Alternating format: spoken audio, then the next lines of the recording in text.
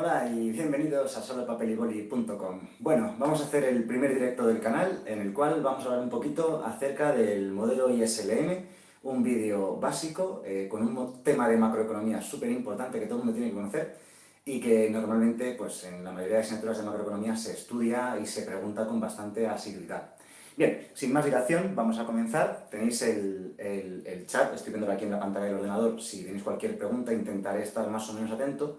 Y voy a ir al grano de lo que tenemos que saber sin profundizar demasiado en el por qué o de dónde vienen muchas de las ecuaciones, porque bueno, este vídeo es más directo, más al grano, como digo. Así que vamos a comenzar con ello. El modelo ISLM es un modelo que intenta predecir, describir lo que va a pasar en la economía en función de las típicas perturbaciones económicas y de las típicas políticas económicas que pueden llevar a cabo los organismos públicos más importantes como son el gobierno y el Banco Central de un país. Así que el modelo ISLM se basa en los dos principales mercados de la economía. Una de las cosas básicas que tiene el modelo ISLM es que es el modelo de una economía cerrada. Hay versiones más ampliadas, versiones más complejas en las que la economía es abierta, hay exportaciones, hay importaciones, pero el modelo ISLM básico es un modelo muy básico en el que no hay exportaciones ni importaciones, no hay resto del mundo, es una economía cerrada pequeñita, lo cual hace que sea más sencillo, menos preciso, pero más sencillo de estudiar y de analizar, y por eso es uno de los primeros modelos macroeconómicos que se estudia. Luego hay otras versiones también más complejas en las que los precios se supone que son variables, pero el modelo ISLM básico que vamos a estudiar, los precios que son constantes, son fijos, no cambian, porque se supone que es un modelo que estudia el corto plazo. ¿Qué se entiende por corto plazo? Pues bueno, el corto plazo es un periodo de tiempo lo suficientemente corto como para que los precios de los bienes no cambien. Bueno, vamos a comenzar con ello. Borro esto de por aquí. Y vamos a hablar del modelo ISLM ya propiamente dicho. Bien, lo primero de todo, se compone de dos mercados, el mercado de bienes y el mercado de dinero. Comenzaremos primero con el mercado de bienes. El mercado de bienes de la economía se compone de las empresas que producen los bienes y de los consumidores que los demandan. O sea que es una cuestión de oferta y demanda de bienes. Bienes producidos en general, ¿de acuerdo? Simplificamos, normalmente en macroeconomía se dice, vamos a suponer que hay un único tipo de bien, para simplificar. Esto se hace mucho en economía para que todo sea más sencillo. Así que el mercado de bienes va a venir representado por la curva IS del mercado, del modelo ISLM. La curva IS no es difícil de obtener, no es difícil de demostrar, no es difícil de justificar, pero no lo voy a hacer. No lo voy a hacer aquí. Hay otros vídeos en el canal en los cuales podéis mirarlo. Requiere tiempo. Hay que explicar en qué consiste el modelo renta-gasto, hay que explicar las ecuaciones, la representación gráfica y cómo a partir de dicho modelo renta-gasto, que es el modelo que estudia el mercado de bienes, se obtiene la curva IS. Vamos a dar por hecho que eso ya lo conocemos. Como digo, vamos a ir un poquito más al grano y vamos a hablar directamente del mercado de bienes, de la curva IS, que se basa en lo siguiente. Hay una oferta de bienes y hay una demanda. En equilibrio, la oferta y la demanda tienen que ser iguales. Ese es el punto de partida. ¿Cuál es la oferta de bienes? La producción de bienes de las empresas, lo cual generalmente en economía llamamos Producto Interior Bruto, o PIB de la economía, o GDP en inglés, ¿no? Por ejemplo, o renta o riqueza. Vale, son términos que no son exactamente iguales, la renta nacional, el Producto Nacional Bruto, el gasto, la demanda, son iguales, pero otros no. Y lo que hacemos en el modelo de ISLM en macroeconomía es simplificar. Suponemos que todos esos agregados macroeconómicos son iguales, coinciden en valor, porque en el mundo real la verdad es que tampoco hay demasiada diferencia entre ellos, así que bueno, es una simplificación razonable. Y los simbolizamos con la letra Y mayúscula. Bien, por cierto, gracias a todos los que estáis viendo el directo, hay 9 personas, no son muchas, pero gracias por estar ahí. Si tenéis cualquier pregunta, estoy un poquito también al loro del chat. Vale, pues bien, la oferta de bienes, la producción de bienes la realizan las empresas y tiene que ser igual a la demanda de bienes. En una economía cerrada, bienes los demandan únicamente tres agentes económicos. Primero, los consumidores. Los consumidores demandan bienes de consumo, a los cuales llamaremos C. El otro agente que demanda bienes, que consume bienes, son las empresas, que lo que demandan son bienes de inversión. Generalmente se dice que es la inversión en capital fijo de la empresa, ¿no? Así que tenemos que la oferta tiene que ser igual a la demanda de bienes, que se compone de la demanda de los consumidores, consumo, la demanda de las empresas, inversión se llama, la compra de máquinas, de capital fijo, o como lo queramos llamar, y hay un tercer agente económico que es el gobierno. El gobierno también compra bienes, y esa compra de bienes la llamamos gasto público. Así que esta es la típica ecuación que describe la curva IS, que tiene toda la lógica del mundo. Oferta igual a demanda. Como digo, la derivación de esta fórmula y su correspondiente representación gráfica proviene del mercado de bienes, del modelo renta-gasto, que podéis buscarlo en el canal, hay un mogollón de vídeos explicando esa historia, pero ahora no es el caso. Vale. El otro mercado que conforma el modelo ISLM es el mercado de dinero. El dinero es un bien como otro cualquiera, pero es un bien especial en ciertos sentidos, porque lo utilizamos para intercambiar otros bienes, es el medio de cambio para otros bienes. Así que el dinero va a ser otro punto clave del modelo ISLM y va a conformar la otra curva, que es la curva de demanda de dinero, perdón, la curva LM, que se deduce a partir de la demanda de dinero y de la oferta de dinero, del equilibrio del mercado de dinero. Y al igual que el mercado de bienes, no me voy a poner a explicar aquí el mercado de dinero cómo funciona, su gráfico y tal, llevaría mucho tiempo. Y bueno, es un directo hoy un poquito de prueba, ¿no? Estamos un poco experimentando, así que no va a durar demasiado, una horita más o menos, y me llevaría muchas horas realmente explicar toda esta teoría en toda su extensión, ¿no? Entonces, mercado de dinero, la curva LM, se basa en lo mismo, oferta igual a demanda. ¿Cuál es la oferta de dinero? Bien, la oferta de dinero que nos interesa la vamos a simbolizar así, M de dinero, money, y la S de superíndice, es un superíndice, simplemente significa supply, que es oferta en inglés. Así que la oferta de dinero va a representar la oferta, básicamente, ¿no?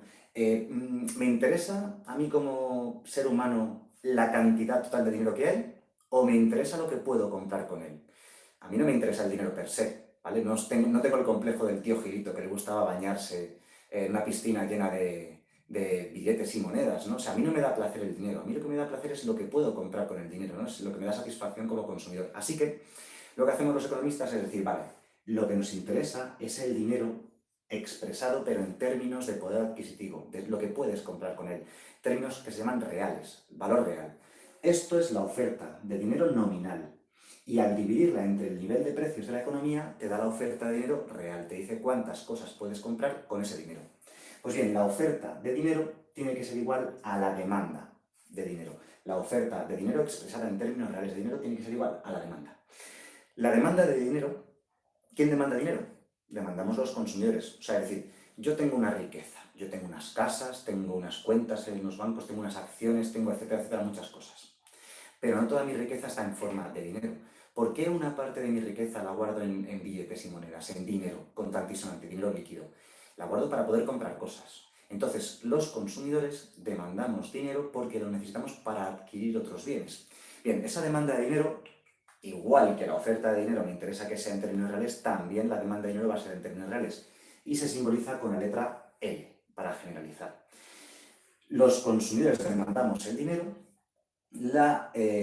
¿Quién hace la oferta de dinero en términos reales? La hace el Banco Central. Cada país tiene un respectivo Banco Central. En el caso de España, por ejemplo, es el Banco Central Europeo. En el caso de Estados Unidos es la Reserva Federal. Bueno, cada país tiene su Banco Central, que es el encargado de la oferta, y los consumidores demandamos el dinero. No voy a escribir una ecuación concreta. Como veis, digo L en general, a secas. Lo único que sí que os voy a decir es que esa demanda de dinero depende negativamente de los tipos de interés y positivamente de la renta.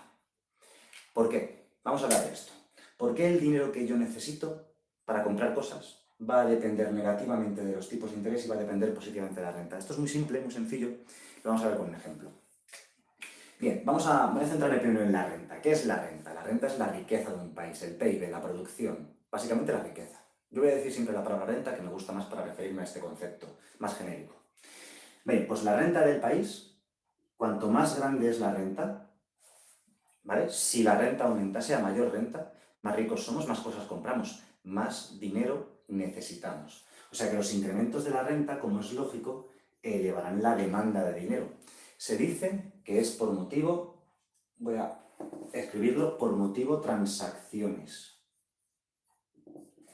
¿Vale?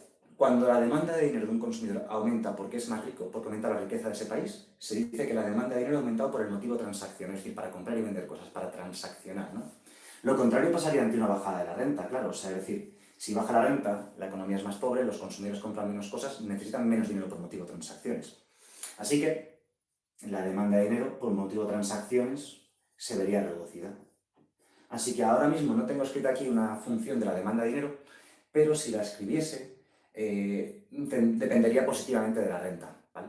Luego pondremos un ejemplo numérico de esto más adelante. Bien, ahora, ¿por qué la demanda de dinero depende negativamente de los tipos de interés? Veamos, los tipos de interés son la rentabilidad que te dan los activos financieros. Lo que he comentado antes de la riqueza. La riqueza de un individuo puede estar de dos maneras, básicamente.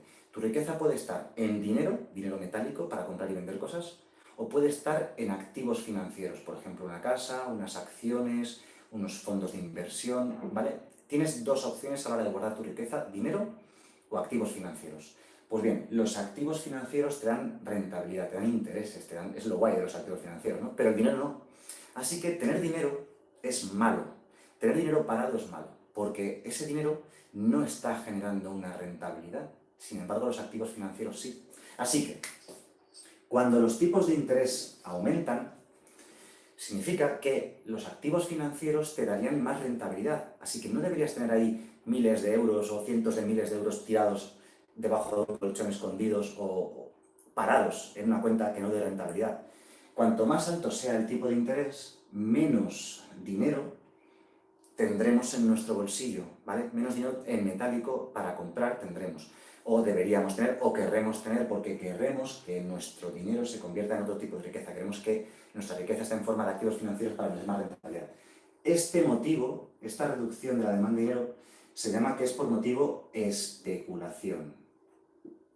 ¿Vale? Cuando la subida de los tipos de interés hace que baje la demanda de dinero, se dice que es por motivo especulación. Y viceversa.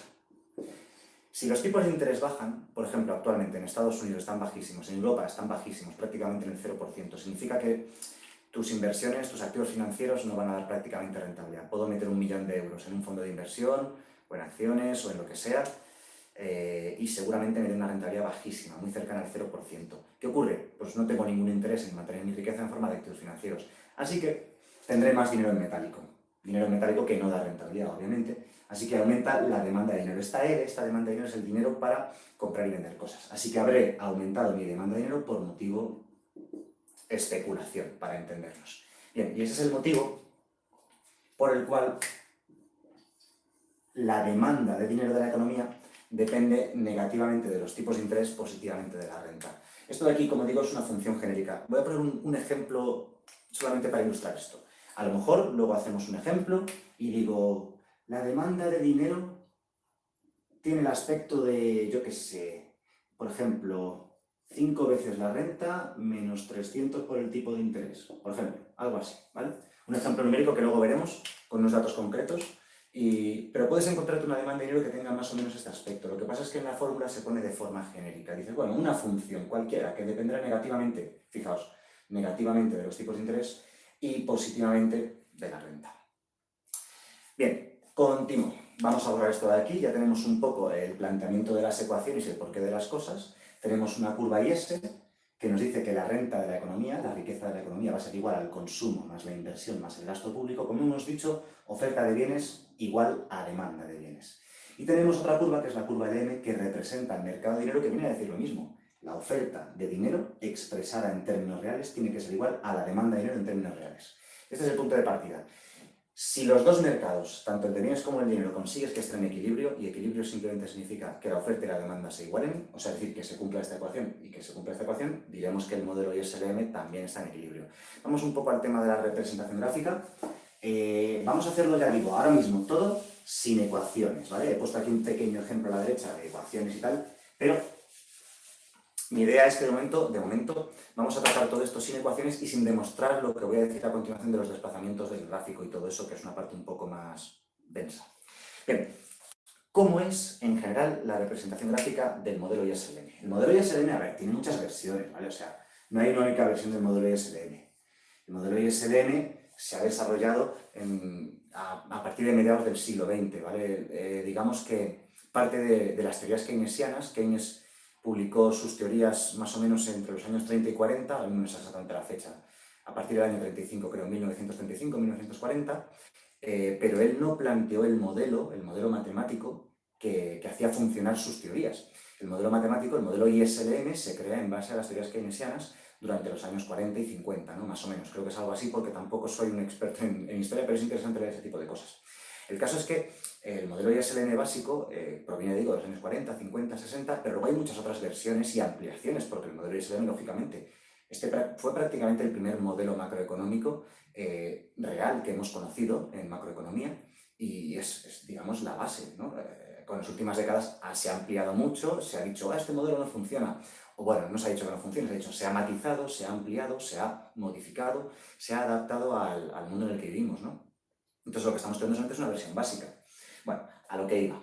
El modelo ISLM que vamos a ver es la versión básica, es la más habitual, la más típica. Alguna universidad a lo mejor estudia alguna otra versión, pero esta es la que usa el 99% de la gente y la que todo el mundo conoce.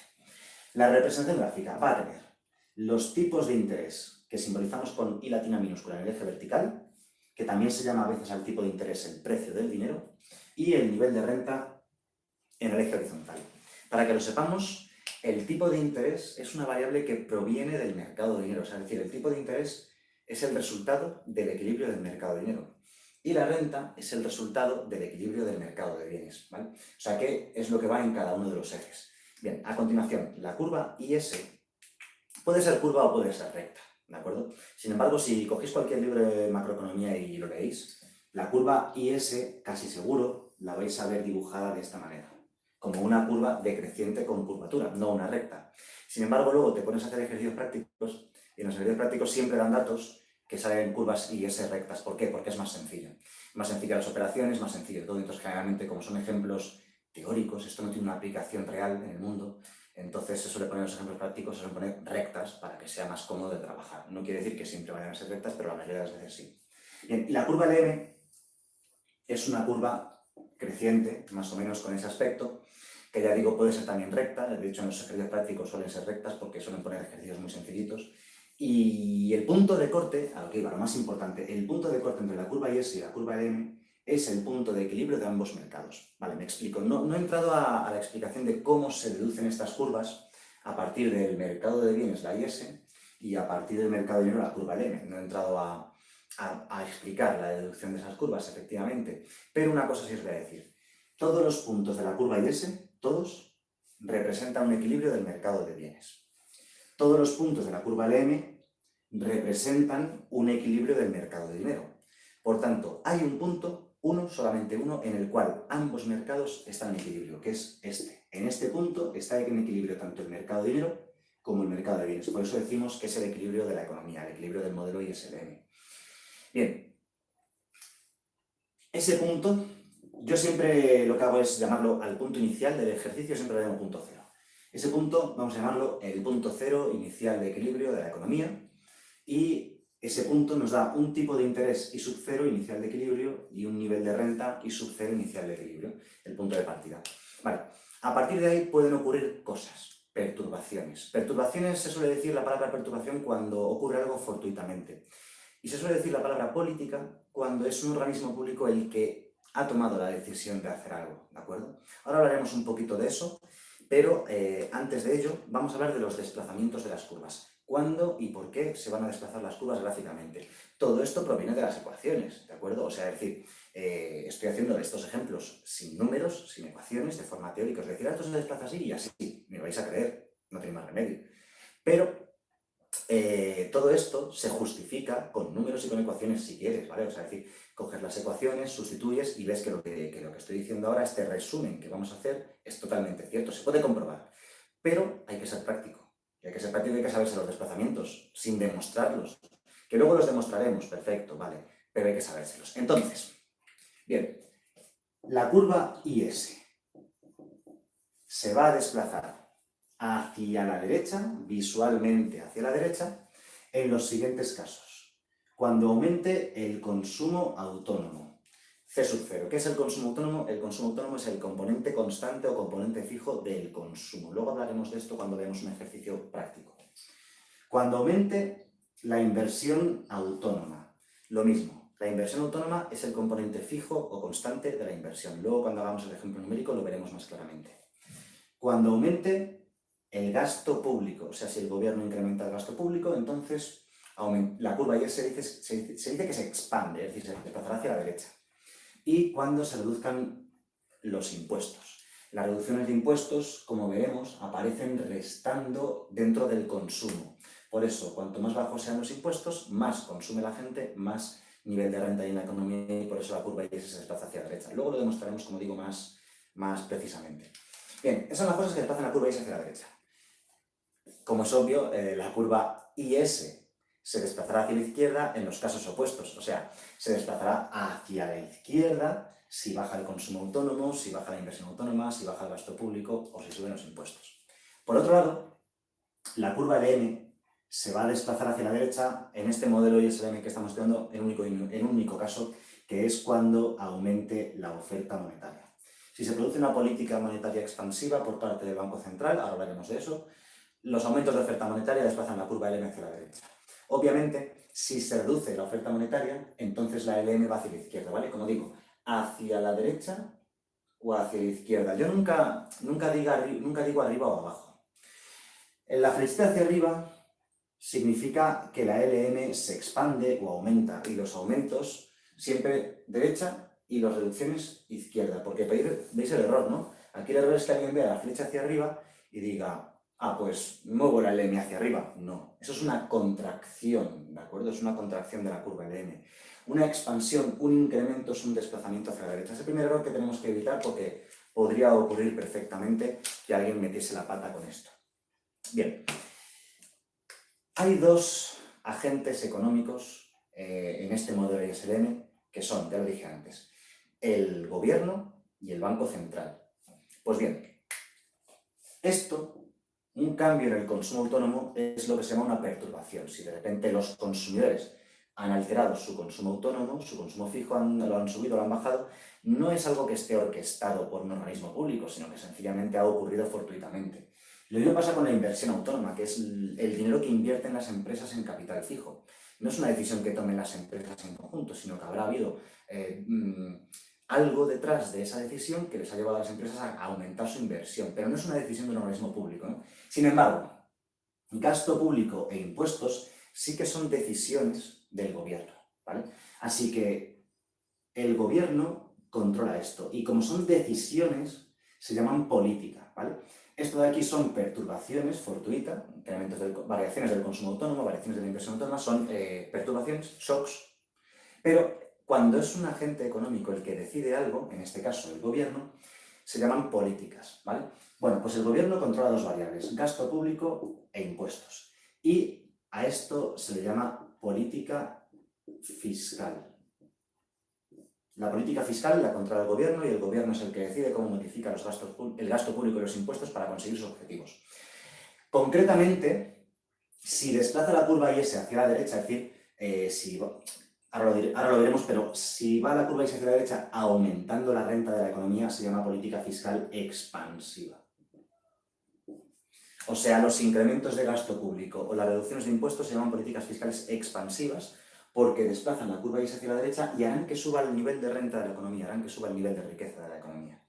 Obviamente serán contractivas en caso opuesto, ¿no? En caso opuesto, si la curva IS va a la izquierda, se dirá que son contractivas. Por otro lado, la oferta monetaria la controla otro organismo, que se llama Banco Central. Los bancos centrales de cada país son organismos independientes de los gobiernos, al menos en la mayoría de países del mundo desde hace unas pocas décadas. En la mayoría de países, especialmente en los países de habla hispana, casualmente, en concreto, a mí me afecta a España. ¿Qué ocurre en España? El gobierno ya bastante, o sea, los políticos bastante ya roban, ¿no? La corrupción es un problema muy grave de los países latinos en general y los de habla hispana en concreto. Bueno, pues imaginad que a estos señores de aquí del gobierno, además de tener ya la política fiscal, tener todo ese dinero, que lo gastan como deciden, encima imaginad que les diésemos la maquinita de hacer billetes. ¿Qué ocurría en los años, antes de los años 80? Antes de los años 80, los gobiernos europeos, en concreto España, más en particular, controlaban también la maquinita de hacer billetes del Banco Central. ¿Qué ocurría? Que lo usaban de cachondeo, ¿no? Habéis oído, bueno, en España no mucho, pero en Latinoamérica las hiperinflaciones, porque el gobierno se ha liado a imprimir dinero a lo loco, hiperinflaciones del 6000% y cosas así, que se multiplican los precios por 60 en un año, o por 600, o por 1000 millones, también ha ocurrido. Bueno, Por eso los bancos centrales son organismos independientes, que no los controla el gobierno y que por eso están regidos, digamos, por economistas que toman decisiones económicas, supuestamente. También luego al final, claro, los gobiernos meten mano también ahí, ¿no? Pero bueno, el caso es que el Banco Central controla lo que se conoce como la política monetaria. Cuando una política monetaria inyecta dinero en la economía, es decir, aumenta la oferta monetaria, se dice que es expansiva. En caso contrario, pues se dice que es contractiva. Bien, los ejemplos de perturbaciones del modelo ISLM o de no solamente perturbaciones, sino también políticas, son muy sencillos. Si te sabes los desplazamientos, es aplicarlo y ya está. Es muy sencillo. O sea que si estáis ahora mismo viendo este vídeo y quizás estáis tomando nota, ¿no? O quizás estáis apuntando algo, no hace falta porque lo tenéis en el vídeo, no hace falta que lo apuntéis, pero seguro que lo estáis apuntando porque cuando uno apunta de puño y letra, de su propia mano, como que se entiende mejor, ¿verdad? Se queda mejor. Estaréis apuntando este resumen y el gráfico, ¿no? Así que doy por hecho que lo habéis apuntado. Voy a borrar. Bueno, si no lo habéis apuntado, no pasa nada. Luego podéis ir hacia atrás en el vídeo tranquilamente y volver a verlo. O no os preocupéis porque lo voy a repetir, ¿vale? O sea, vamos a volver a estar escribiendo todo el rato, ¿no? Vale, imaginemos que mañana el gobierno de un país imaginario decide llevar a cabo una política fiscal contractiva. Reduce el gasto público. Y nos preguntan, en el contexto del modelo ISLM, ¿qué es lo que va a pasar si el gobierno decide reducir el gasto público? Bien, muy sencillo. Si miramos el resumen que hemos puesto antes de los desplazamientos de las curvas, sabemos que la curva IS se va a desplazar hacia la izquierda, ¿vale? Vamos al gráfico. Desplazamos la curva IS hacia la izquierda. Vemos que se alcanzará un nuevo punto de equilibrio, el punto 1. Y para ese nuevo punto de equilibrio, el nivel de renta de la economía habrá bajado y los tipos de interés también habrán bajado. Ya está. Primera cosa que habéis aprendido de macroeconomía o una de las primeras cosas que se aprende de macroeconomía. Las políticas fiscales contractivas reducen la riqueza del país, reducen el nivel de renta de la economía. Es una de las razones por las que Europa entró en una crisis muy grave en 2007-2008 y la crisis ha durado 10 años, si se puede decir que haya acabado, porque realmente la economía europea no acaba de levantar cabeza. Se llevó a cabo una política de contención del gasto público, de reducción del gasto público, una política de austeridad que decían, también es cierto porque había un gran déficit público, ¿vale? O sea, no penséis que la economía no es fácil, ¿vale? O sea, es decir, sí, se vieron obligados a bajar el gasto público porque había mucha deuda y tenían que reducirla, ¿no? Sabían que iba a pasar esto. Bueno, los economistas sabíamos que iba a haber una recesión muy profunda. ¿Qué es lo que debería haber hecho el gobierno en esta recesión? Quizás debería haber hecho lo contrario, ¿no? Subir el gasto público. Parece un poco básico y simple, pero a veces hace lo contrario. En Estados Unidos la crisis duró 3 años, 2007-2010 o 2008-2011. Llevaron a cabo políticas expansivas, tanto fiscales, de reducciones de impuestos, de incremento de gasto público, como monetarias, de incremento de oferta monetaria. Y allí la crisis no existió prácticamente, bueno, duró 3 años y entraron en expansión. De hecho, se expandieron y ahora ya están entrando en recesión. O sea, nos han dado como 2 vueltas y nosotros no hemos salido todavía del hoyo. Bueno, quizás lo que digo no es 100% preciso, pero es un poco para ilustrar el ejemplo, ¿no? de lo que ha ocurrido, de lo que ocurre, y para que veamos que este modelo quizás no sea el mejor del mundo, pero tiene un cierto grado de certeza, ¿no? De precisión. Bien, entonces, a continuación, el Banco Central, imaginemos que observa este hecho. Dice, esto no va bien. El Banco Central observa que el gobierno está llevando a cabo políticas fiscales contractivas que están reduciendo el nivel de renta, de riqueza de la economía, y no le mola el tema. Entonces dice, vamos a intervenir en la economía y vamos a hacer que esto cambie, ¿vale? Vamos a intentar reactivar la economía. Obviamente, os podéis imaginar, si el gobierno lleva a cabo una política contractiva, fiscal contractiva, el Banco Central lo que tiene que hacer es llevar a cabo una política monetaria expansiva, que desplace la curva LM hacia la derecha. Imaginemos, estos son todos ejemplos, imaginemos que el Banco Central... ¿Alguien ha puesto algo? ¿Un segundo? Sí, el vídeo se va a quedar luego subido. Sí, el vídeo luego lo dejaré subido y tal para que todo el mundo lo pueda ver tranquilamente. Bueno, a lo que iba. Imaginemos que el objetivo del... A lo mejor me has escrito hace mucho rato y no me he dado cuenta. Estaremos atentos, que es la primera vez que hago el directo. Bueno, como decía, imaginemos que el objetivo del Banco Central es que la economía retorne a su nivel de renta inicial, ¿vale? Para salvar la economía y que las cosas vuelvan donde estaban. Pues puede llevar a cabo una política monetaria expansiva lo suficientemente fuerte que desplace la curva en la derecha, lo suficiente como para que el nuevo punto de corte entre la IS y la LM sea un punto como ese, que vamos a llamar punto 2, de tal manera que el nivel de renta final e inicial, I sub 0 e I sub 2 coincidirían. Y el tipo de interés, eso sí, el tipo de interés de la economía seguiría bajando. Bien, bueno, esto es un pequeño ejemplo de cómo funciona el modelo Excel, un par de desplazamientos. Pero podríamos hacer 50 ejemplos de desplazamientos de las curvas y serían siempre iguales. Si te sabes el resumen de los desplazamientos, de por qué la Y se va a la derecha, por qué la Y se va a la izquierda, por qué la Y va a la izquierda, por qué la Y va a la derecha, sabes hacer todo. Siempre llamada al punto inicial 0, luego al punto siguiente 1, y si hay más desplazamientos, punto 2, punto 3 o lo que os digan, ¿no? Lo que os pidan en el ejercicio. Vale, imaginemos que nos preguntan un análisis de las variables, o sea, un análisis de lo que ha ocurrido en esta economía. Vamos un poquito más a profundizar en esto. Borro por aquí. Esto puede ser bastante interesante. Imaginemos que nos preguntan un pequeño análisis de lo que ha ocurrido entre los puntos 0 y 1, ¿vale? Podrían habernos preguntado qué ha ocurrido con el consumo, qué ha ocurrido con el ahorro, qué ha ocurrido con la inversión, qué ha ocurrido con la economía en general cuando el gobierno llevó a cabo su política fiscal contractiva inicial. Bueno, pues imaginemos, imaginemos no, son cosas que tenemos. Os vais a fijar siempre en dos variables. La primera, la renta, y la segunda, los tipos de interés. Son las dos variables principales del modelo y son las que tenemos que fijar. Entonces, entre el punto 0 y el punto 1, el nivel de renta vemos que cayó. Mientras que los tipos de interés también se redujeron. Vale, son las dos principales variables que luego influyen en otras. Y esta pregunta es bastante habitual y bastante interesante.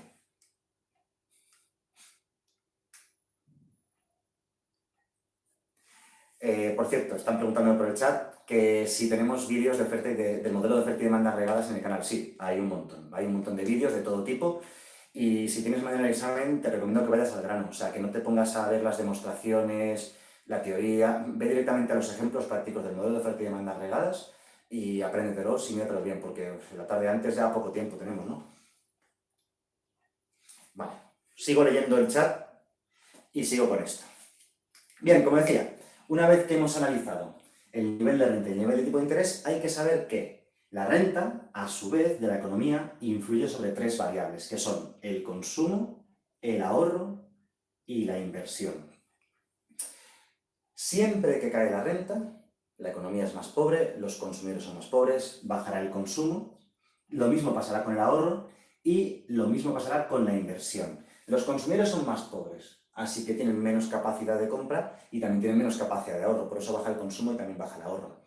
Por otro lado, bajará la inversión. La inversión es el gasto que hacen las empresas en capital fijo. Si la economía se ha resentido, está en recesión económica, obviamente hay menos riqueza, las empresas también van a comprar menos capital. Bueno, entonces, sabemos que van a ocurrir esas tres cosas. Y los tipos de interés influyen solo sobre una variable, que es la inversión. Concretamente, los tipos de interés influyen de forma inversa sobre la inversión. Es decir, cuando los tipos de interés bajan, la inversión de la economía sube. ¿Por qué ocurre esto? Esto hay que saberlo también, ¿vale? O sea, la inversión depende de dos variables, depende de la renta y de los tipos de interés. De la renta depende positivamente, si cae la renta cae la inversión, pero de los tipos de interés depende inversamente. Cuando caen los tipos de interés, la inversión sube. ¿Qué significa esto? Significa que cuando bajan los tipos de interés es más barato pedir prestado. Las empresas, cuando acometen acciones de compra de capital fijo, una máquina o una nueva fábrica o lo que sea, se fijan lo primero en los intereses que van a tener que pagar el banco por pedir un préstamo. O sea, si no penséis que si montan una nueva fábrica tienen 100.000 millones de euros ahí guardados para montar esa fábrica. No, lo que hacen las empresas es ir al banco y pedir un préstamo de 100.000 millones de euros. Cuanto más bajo sea el tipo de interés, más animadas se ven las empresas a invertir en capital fijo y por eso la bajada de los tipos de interés eleva la inversión, ¿vale? Así que a menor tipo de interés, más barato es pedir prestado y eso incentiva, anima la inversión. A lo mejor aquí veis una pequeña contradicción, pero no es una contradicción. Bueno, sí lo es, sí lo es, pero se puede explicar lo que ocurre. Un efecto ha hecho bajar la inversión, el otro efecto la ha hecho subir. Como esto es una versión teórica, sin datos numéricos exactos, desconocemos la magnitud de esos efectos. Así que la inversión quedará indeterminada. No sabemos si la inversión va a subir o si va a bajar, o puede incluso quedar constante si la variación es de la misma cuantía, ¿no? Pero no lo sabemos. Son datos que no tenemos datos, así que quedaría indeterminada, cosa que también se pregunta bastante. Bueno, a continuación, lo último y más interesante de este análisis que estoy haciendo, la identidad contable de la cual no he hablado todavía, y es la siguiente. El ahorro menos la inversión tiene que ser igual al gasto público menos los impuestos, siendo este término de la izquierda el saldo del sector privado y este término de la derecha el déficit público del gobierno, ¿vale? El saldo del sector privado tiene que coincidir con el déficit público. Esta ecuación, esta identidad es muy importante, no me lo he explicado, he dado por hecho que la conocemos, y habla de la financiación, de la capacidad de financiación de los distintos sectores de la economía. Sector privado, déficit público, ¿vale? No me entra la explicación en profundidad de lo que es, pero hay vídeos por ahí, o sea, en el canal tenéis todo, ¿vale? O sea, yo solamente estoy haciendo aquí un directo de ejemplos de ver un poco todo esto, de hablemos del modelo ISM. Pero en el canal hay muchos vídeos explicando la identidad contable con ejemplos prácticos de todo tipo, numéricos, no numéricos, etcétera, etcétera, así que os recomiendo que los miréis. Vale, así que vamos a hablar ahora de la identidad contable y que nos habla de la financiación, o mejor dicho, capacidad de financiación del sector privado y del sector público. Un segundito y seguimos.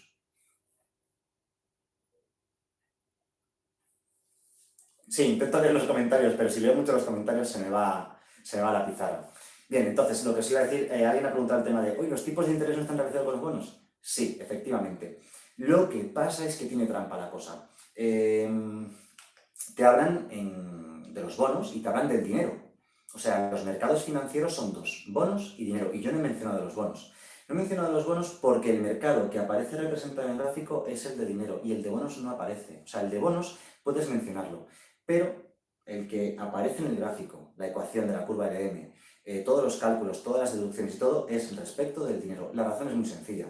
El dinero y los bonos son dos caras opuestas de una misma moneda.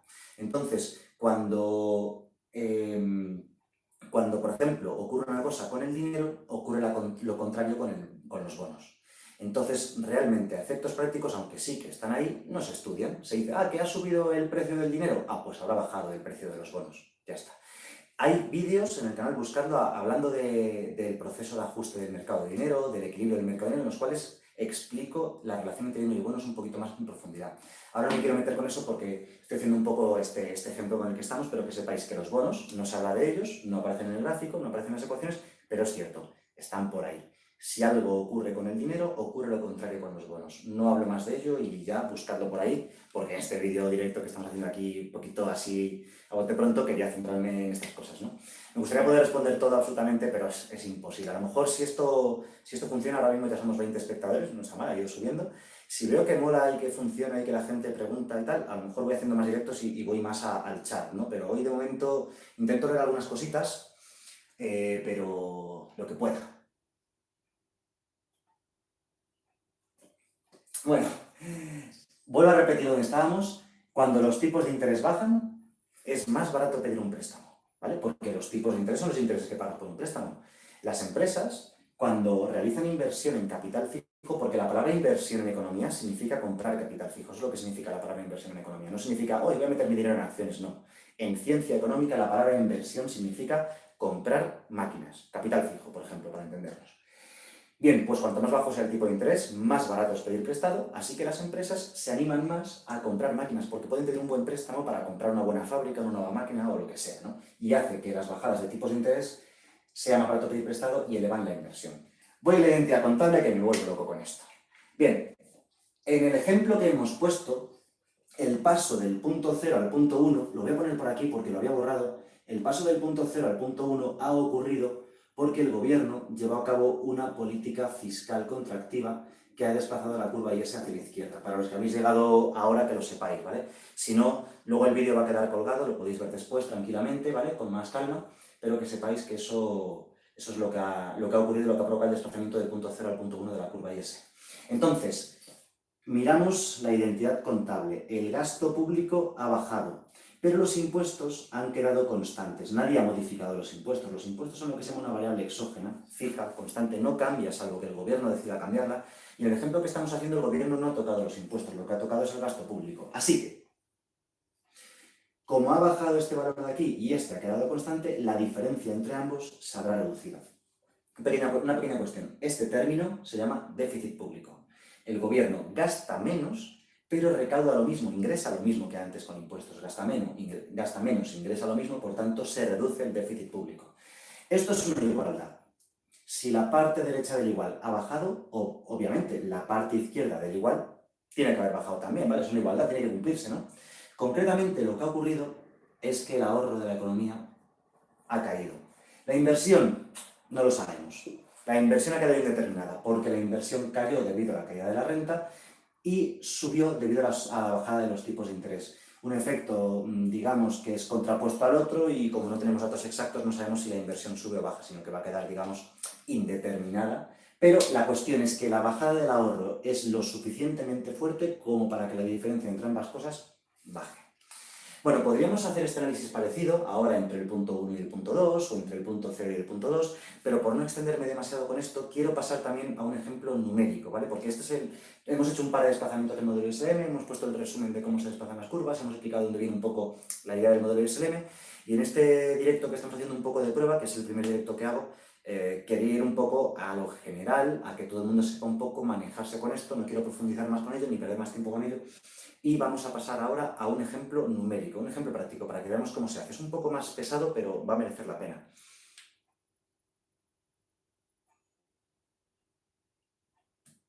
Bien, voy a guardar aquí. Vale, a ver, una cosilla que habéis preguntado por ahí por el chat. Existen dos tipos de políticas. La política fiscal, que la lleva a cabo el gobierno, y la política monetaria, que la lleva a cabo el Banco Central. La política fiscal es modificar gasto público e impuestos, y la política monetaria es modificar oferta monetaria. O sea, es decir, son organismos independientes que cada uno hace sus respectivas políticas. Cuando se dice que es expansiva, cuando aumenta la renta. Se dice que es contractiva cuando reduce la renta. Así de sencillo. ¿Hay otra forma de llamar a las políticas expansivas, ya sean fiscales o monetarias? Pues no sé, cualquier otro sinónimo de la palabra expansiva podría valer. Ahora mismo no se me ocurre ninguno, pero siempre, la verdad es que siempre leo la palabra expansivo. Política expansiva o política contractiva son las palabras habituales, pero digo, cualquier sinónimo de ellas valdría, ¿vale?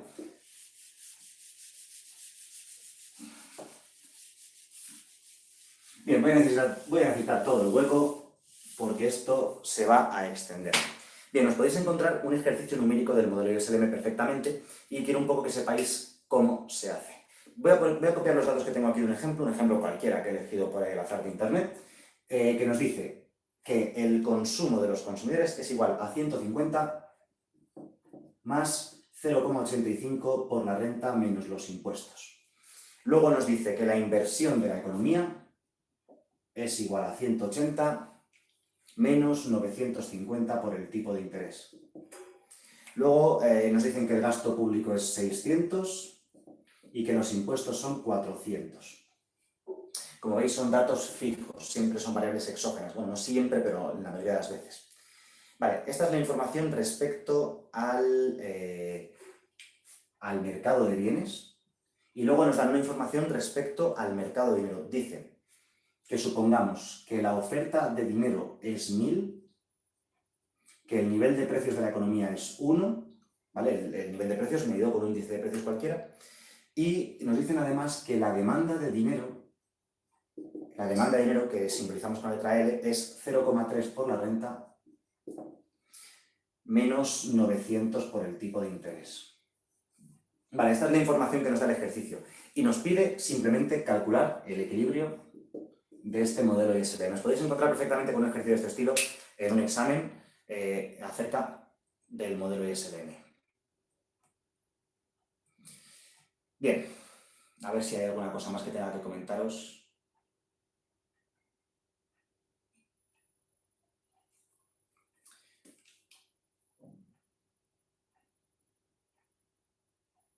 Bueno, lo que sea. Al final los chats se llenan de spam, ¿no? O sea, no sé cómo lo hacemos, pero bueno, se llenan de spam. Bien, vamos al ejercicio. ¿Qué tenemos que hacer? De hecho, en el examen que tengáis de macroeconomía, es posible que no digan calcula el equilibrio así en general, ¿no? Puede ser que te pidan calcúleme la curva IS, calcúleme la curva LN, calcule el nivel de renta de equilibrio, calcule el nivel de tipo de interés de equilibrio. Yo voy a calcular todo y así ya sabéis hacer lo que os pidan, ¿vale? Bien, ¿cómo lo vamos a hacer? Primero, recordemos la ecuación que pusimos al principio del todo de la curva IS. que decía que la renta de la economía es igual, la renta de la economía Y es igual al consumo más la inversión más el gasto público. Esa es la ecuación de la curva Y con la que se resuelven los problemas numéricos.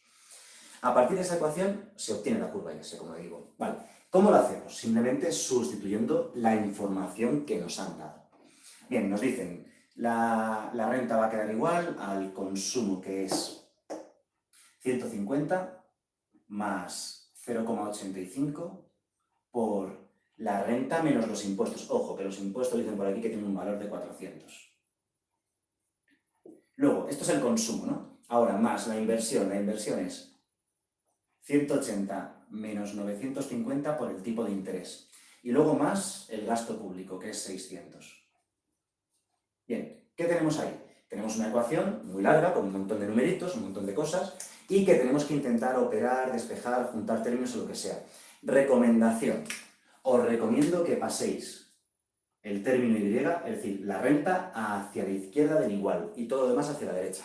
Es posible que vuestro profesor o algún libro hace lo contrario, despeja el tipo de interés, y es correcto. De hecho, es incluso un poco más correcto despejar el tipo de interés en cuanto a términos matemáticos, porque la variable que va en el eje vertical luego en el gráfico es el tipo de interés. Pero es la única razón. Puedes despejar la que quieras, a la izquierda del igual, la renta o el tipo de interés. Recomiendo la renta, porque con el tipo de interés empiezan a salir unos decimales bestiales, unos números que siempre te van a quedar ya todo inexacto, con miles de decimales, ya redondeos, problemas. Os recomiendo despejar la renta porque va a quedar casi todos, casi seguro, más exacto que con los tipos de interés. Así que vamos a ver, voy a juntar términos lo que pueda.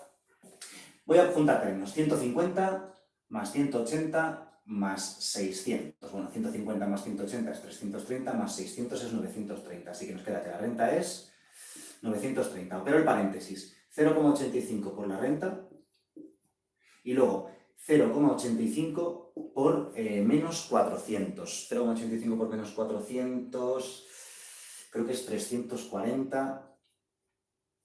Lo estoy haciendo de cabeza, no me fío un pelo, voy a coger la calculadora o algo. Saco la calculadora del ordenador porque no la tengo ni siquiera aquí a mano. Y prefiero no meter la pata.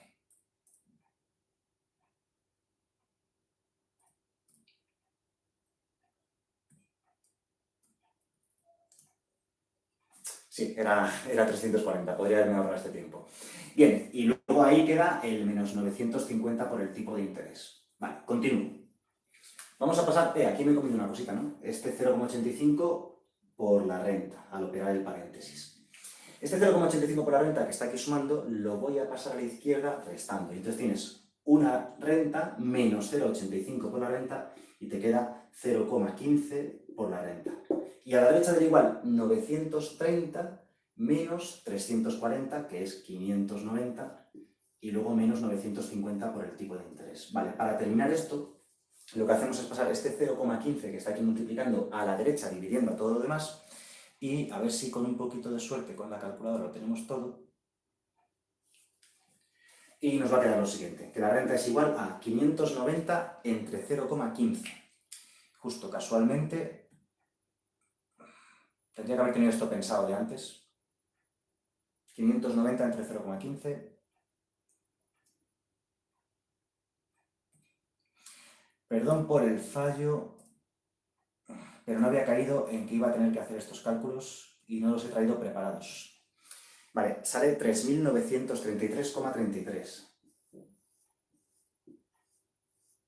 Y luego menos 950 por el tipo de interés partido 0,15, lo mismo. 950 entre 0,15, que sale 6.333,33. Pues mira, en este caso también han salido decimales, pero os aseguro que si despejas los tipos de interés te queda mucho peor, porque en lugar de ser miles, va a ser 0,00 tal, o sea, es mucho peor. Es mejor con la renta siempre despejada. Pues esta es la ecuación de la curva S, que la suelen pedir mucho en los exámenes. Calcúlame la ecuación de la curva S, pues mira, ahí la tenemos. Otra cosa que suelen pedir mucho, la curva LM, pues vamos a por ella. Ya tenemos la curva S, vamos a por la curva LM. La curva LM representa el mercado de dinero de la economía. ¿Cómo la vamos a calcular? La vamos a calcular con la fórmula que hemos escrito al principio del vídeo. Oferta de dinero partido precios es igual a la demanda de dinero, que depende de los tipos de interés y de la renta.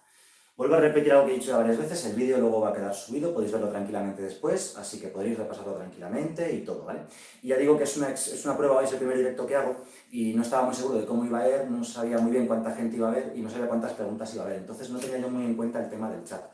Pero si esto sale bien y gusta y tal, pues haré algún directo más próximamente, escribidme si queréis un mail o un comentario en el vídeo diciendo, oye, pues tal, podrías hacer este vídeo o tal cosa y intentaría buscar un hueco. Intentaría adaptarme también a los días, horarios que podáis y eso, porque esto mola, ¿no? Bueno, entonces, os viene bien a vosotros y a mí también me mola hacerlo. Vale, como digo, la ecuación de la curva LM es esta de aquí, sustituimos los datos, tenemos todo. La oferta de dinero en términos nominales nos dicen que es 1000. Pues bien, 1000 partido del nivel de precios, que es 1. La oferta monetaria en términos nominales, si la divides entre los precios, te queda lo que se llama la oferta de dinero en términos reales, o sea, de poder adquisitivo. Y a la derecha del igual, la demanda de dinero, que es esto de aquí, o sea, 0,3 por la renta, menos 900 por el tipo de interés. Os digo lo mismo de antes. Aquí mucha gente despeja el tipo de interés, porque luego en el gráfico el tipo de interés es lo que va en el eje vertical del gráfico. Pero no os recomiendo hacerlo. Os recomiendo que despejéis la renta. Porque va a resultar más cómodo luego la ecuación que te queda, ¿vale?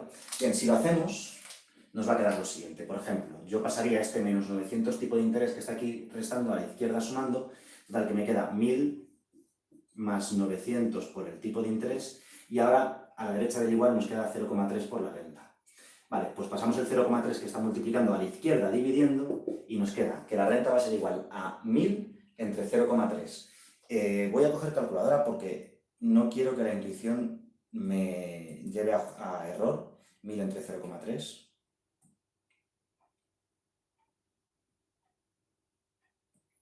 Que efectivamente es lo que yo pensaba, pero decía, a ver si voy a meter la pata. 3.333,33 más 900 por el tipo de interés entre 0,3. Voy a hacer lo mismo. He hecho mano de la calculadora. Esto ha sido un pequeño fallo mío que no había tenido en cuenta, que iba a tener que hacer estos cálculos y me tenía que preparar el ejercicio. Y esto sale 3000 por el tipo de interés. Y esta es la ecuación de la curva LM. Bien, ya tenemos la ecuación de la curva IS, ya tenemos la ecuación de la curva LM, ahora tocaría resolver el problema. Bien, estas curvas IS, LM no son curvas, son rectas. ¿Por qué? Son muy sencillas. O sea, esto de aquí es la definición de línea recta. Variable igual a constante más o menos, eso depende, da igual, eso no importa, constante por variable. O sea, si tienes algo del tipo constante más constante por variable, es una recta. Constante más constante por variable. Son dos líneas rectas, así que si tenéis un ejercicio de este estilo, no dibujéis curvas, porque el profe a lo mejor se mosquea. Si dibujas una curva cuando no hay curva, puede que piense, uy, este no tiene ni idea de lo que está haciendo, ¿no? Vale, vamos a ver. Correcto. Sí, luego el vídeo lo voy a dejar subido, ¿vale? Para que lo podáis ver tranquilamente. Te digo que es un poco experimento de prueba de a ver cómo funciona el tema de los directos.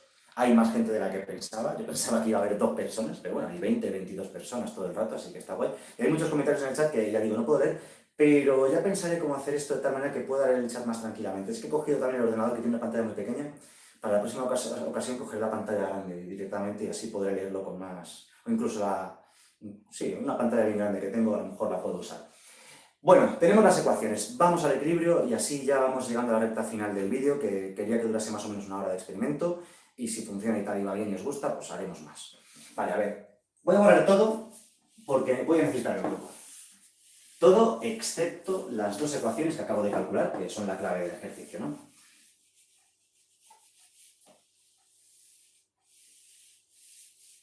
Bien, tenemos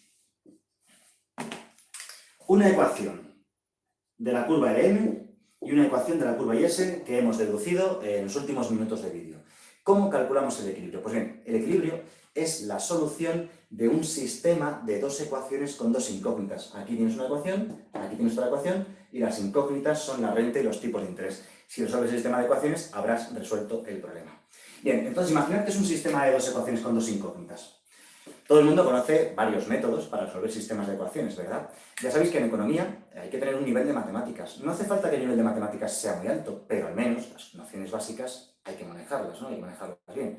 Entonces, si sabemos resolver sistemas de ecuaciones, perfecto, pero yo recomiendo este sistema de ecuaciones resolverlo siempre por igualación, porque tienes que este término de aquí a la derecha es igual a la renta y este de aquí también es igual a la renta. Así que por igualación nos va a quedar entonces que 3.933,33 menos 6.333,33 por el tipo de interés tiene que ser igual a esto de aquí. O sea, esto tiene que ser igual a esto.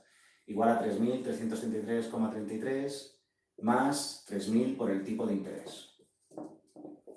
Vale, continúo aquí debajo. Si operamos correctamente, por ejemplo, puedo pasar este término que está aquí restando lo paso a la derecha sumando, este que está aquí sumando lo paso a la izquierda sumando. Si operamos correctamente y tal, ahora os digo directamente el resultado, porque eso creo que sí que está aquí puesto y no voy a tener que hacer las operaciones y ahorramos ese tiempo. Sí, nos sale que el tipo de interés va a ser igual a 0,064. Vale, perfecto. Os voy a decir una cosa súper importante acerca de este resultado. Y es una cosa no solo para macroeconomía, sino para microeconomía, para estadística, para econometría, para toda la carrera en general. Los porcentajes no existen. Los números en porcentaje son una cosa que se han inventado para que la gente entienda lo que le estás diciendo. Si yo digo a una persona que le voy a pagar un tipo de interés del 0,064, no sabe lo que le estás diciendo. A que en estadística, en probabilidad, siempre se dice que esta probabilidad es de 0,37. ¿Qué significa 0,37? Significa 37%. Los porcentajes se han inventado para que la gente lo entienda. Si yo multiplico ese número por 100, lo pongo en porcentaje. Sería 6,4%. Ah, bien, ahora ya se entiende mejor, ¿vale? Que sepáis, jamás en ninguna ecuación operéis nunca nada con porcentajes, porque el número en porcentaje no existe. Es este número realmente multiplicado por 100. Veréis fórmulas de algunos profes, de algunos libros, que en la fórmula al final pone por 100. Ese por 100 es una cosa muy cutre, que la ponen para que ya el resultado te salga directamente en porcentaje. No os lo recomiendo en absoluto. Os recomiendo que entendáis lo que estáis haciendo desde el principio. Los números existen tal cual. Se dice que son en tanto por uno. ¿Se pueden pasar a porcentaje? Sí, porque queda más ilustrativo. Pero nunca operéis en ecuaciones con ellos porque os va a salir mal. Pero es una cosa que aprendes enseguida. En cuanto suspendes el primer examen, por culpa de esa tontería, ya aprendes la lección. Bien, ahora que sabemos que el tipo de interés es de 0,064, lo puedes meter, por ejemplo, en la primera ecuación o en la segunda, en la que tú quieras, y sacar el nivel de renta. Si lo hacéis, el nivel de renta de equilibrio que sale es 3.528. Y ahí tendríamos el nivel de renta de la economía. Y ya hemos resuelto el problema. Hemos hecho el equilibrio de un modelo ISLM completo, a partir de los datos de las ecuaciones y de todo. Vale, en el canal hay muchos ejemplos también de esto, ¿vale? O sea, podéis buscarlos que vais a encontrar muchas cosas, ¿vale? Si entráis en solopapelyboli.com, está todo categorizado. Microeconomía, macroeconomía, matemáticas, finanzas, por carreras, por universidades, o sea, hay un poco de todo, ¿vale? Seguramente os va a ser bastante útil.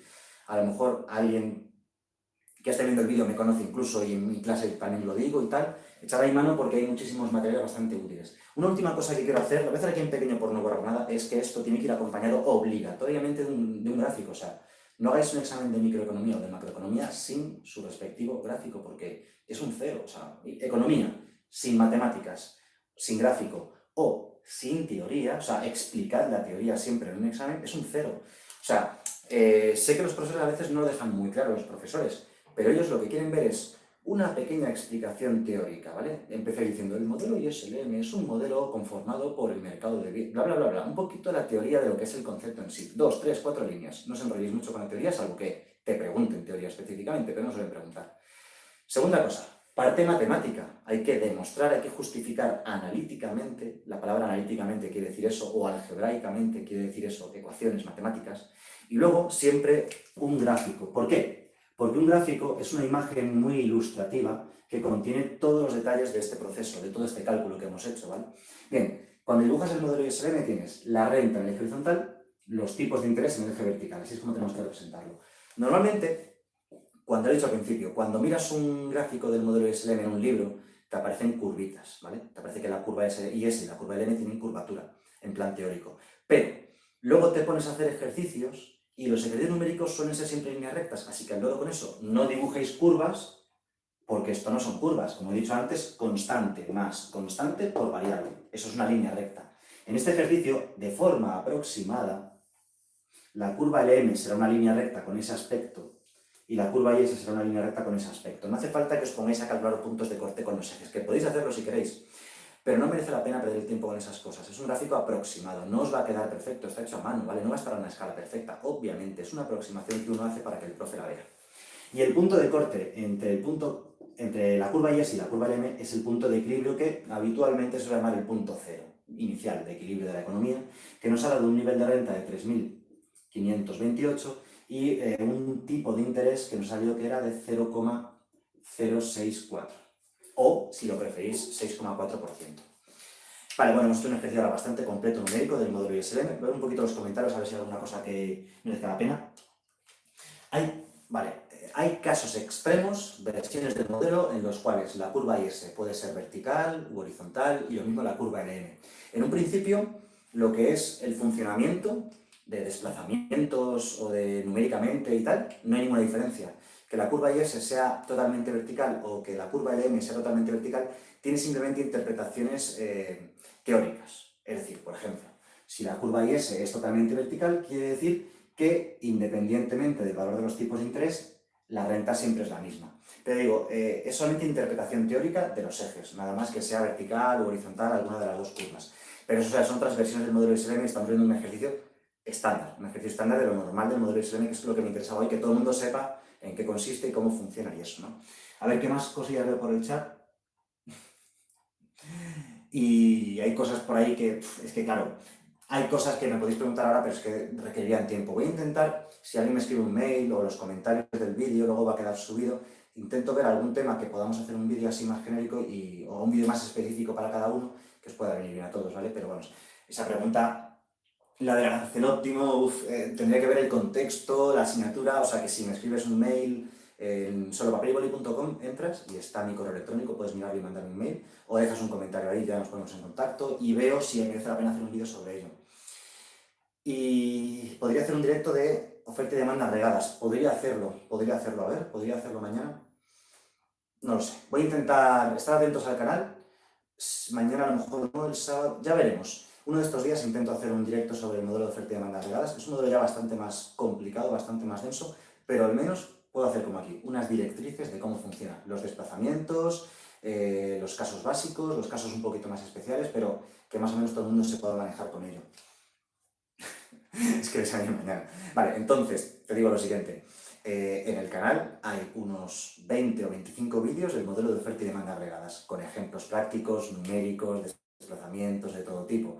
Lo que he dicho antes, entrar en la web, solopapelyboli.com, hay una pestañita, una categoría de macroeconomía, y ahí está toda la macroeconomía que os podéis imaginar. Cualquier macroeconomía que vayáis a estudiar va a estar ahí.